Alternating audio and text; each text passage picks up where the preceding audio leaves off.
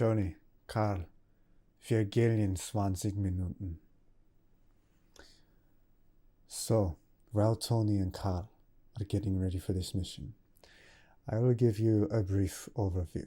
Since you are news to the crew, you may be less familiar with the plan, because we've been planning this for ages, and we need to go over it. So we are going to take over Nakatomi Plaza. Due to the Nakatomi Corporation's legacy of greed, they're about to be taught the real use of power.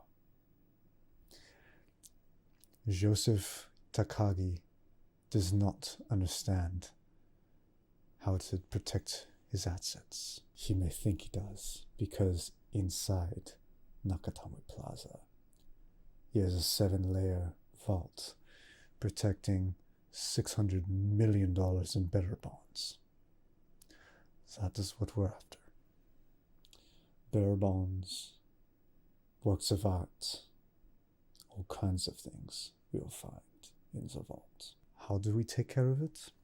Well, Theo will be taking care of most of the layers in the vault. The 7th layer is going to take some workarounds. But I have a plan. You'll see. It's on a need-to-know basis. Remember, you're brand new here, and everything you're going to learn right now is what you need to know.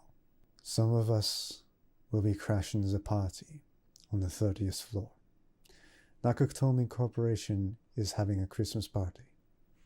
Yes, they're having a Christmas party on Christmas Eve. Yes, I don't understand that either. But it is a perfect opportunity, because many other families are back home.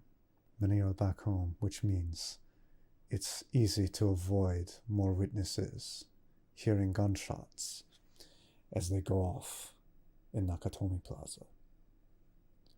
We break in, and no one will know we're there. Absolutely no one.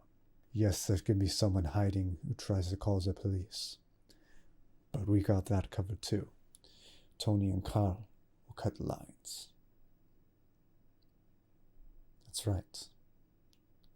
No one will be able to reach the police. The only means of communication is by radio. Yes, I heard in a couple decades everybody's going to have phones in their pockets, which is an interesting concept.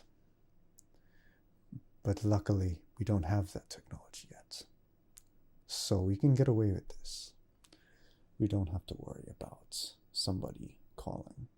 So after we get in, and the entire party is crashed and taken hostage, I'm going to have a few people, including you, to go up to the roof. Just below the roof, you're going to take C4s, and you're going to wire them up. That's right. Like I said, that's all I need to know. But trust me, you're gonna like the results. When the police and the FBI get here, we need an escape. Yes, we can sneak out, but when you steal $600, you could just disappear. But when you steal 600 million, they will find you unless they think you're already dead. So we must make sure they think we're already dead at the end. It is a foolproof plan. Nobody in the party will be able to stop us. We will gather them around on the floor by the fountains. We have 12 of us. That is more than enough to rally everybody at the party. I know it's a bit strange and counterintuitive to plan on the police arriving, but they need to arrive so that we have a reason to blow the roof. If we blow the roof for no reason, That'll attract unnecessary and unwanted attention. But if the police are there, then they'll send helicopters. And then we can blow things up. Because if something blows up, they'll think we got into a fight that led to this whole thing. Theo can break the code. I didn't bring him along for his charming personality, but it would be a great time saver if we can get the code from Takagi. So when we first arrive at the party, we're going to take Mr. Takagi upstairs and interrogate him and beat the code out of him as best he could. And if he refuses, he won't be joining us for the rest of his life. But if he doesn't, and he yields, that will make the process go much smoother. But until then, until we have the first 6 layers of locks completely broken, and until the police arrive and waste hours negotiating, we do not alter the plan, even if someone at the party were to screw things up. We stick to the plan, and while the police negotiate, we can improvise from there on out. And once we make our escape, they'll be searching the rubble for us.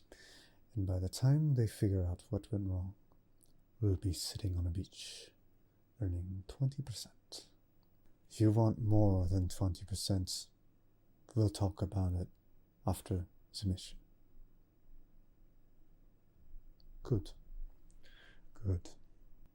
Karl, bist du bereit zu gehen? Nein? Shit.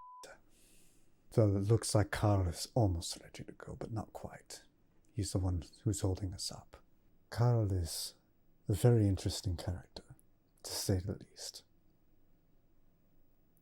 If something were to happen to his brother, I know that he would go insane and do everything in his power to avenge his brother's death. It's in his blood, but stick to the plan and nothing could go wrong. As long as you also pay close attention.